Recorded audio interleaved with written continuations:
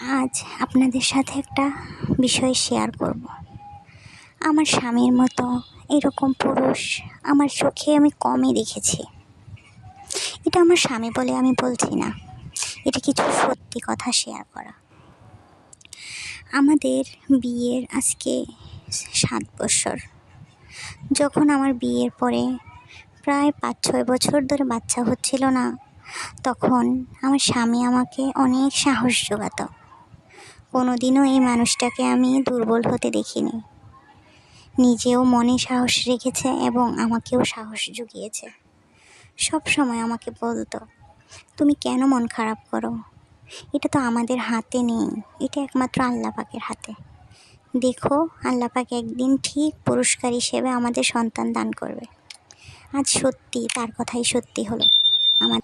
আমরা দুজন আল্লাহর রহমতে এখন একটা কন্যা সন্তানের মা বাবা হয়েছি। সবাই আমাদের জন্য দোয়া করবেন। আল্লাহ হাফেজ।